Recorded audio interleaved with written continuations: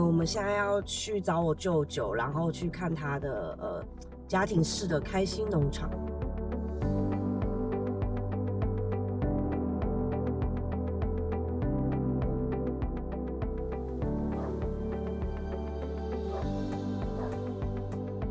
阿舅我来了。初秋啦，还有那个雪穗啦，雪穗比较脆，比较好吃。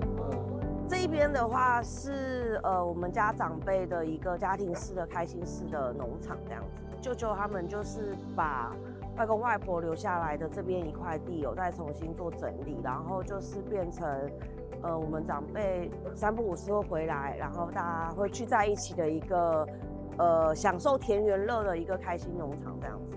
好，那你给我啊，你给我拿，我给你拿。你真的是要带回家是不是？带回家，你带回家去。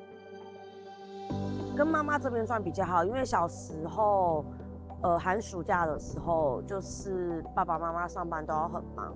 小时候的印象有蛮多的记忆跟经验都是在外婆家度过，就是被外婆带大的。他不在孵蛋的，全部都在孵蛋。有的很大只的，然后像这只准备对啊。我哪一个白色那个？白色啊，对啊。阿基迄哪种咧生年的？同一般人比一般人较精灵啦。哦，你有没讲？他巧啊，他聪明啊。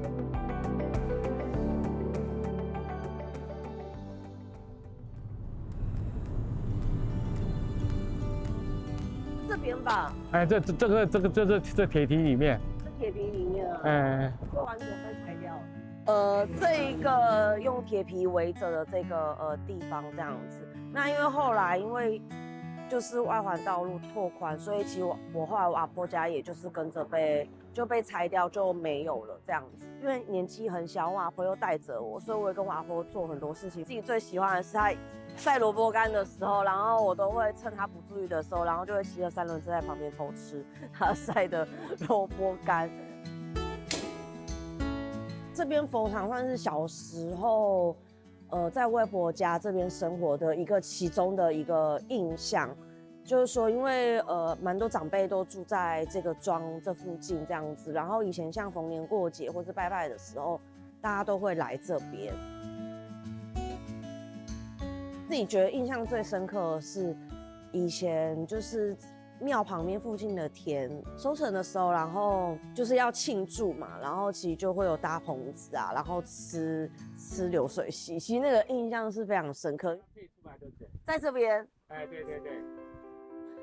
其实我自己其实也没有想过有一天会推动慢食。开始推动之后，我也常常会去思考说，我怎么突然好像很毅然决然的去做这件事情。后来也思考到说，协会做这些事情好像也是回到小时候，其实有一半的时间其实都是在南庄的外婆家度过。那很小的时候就开始去接触自然环境，接触农作物，然后接触食物，也看着外婆怎么样去打板啊，做福菜啊，腌萝卜干啊这些。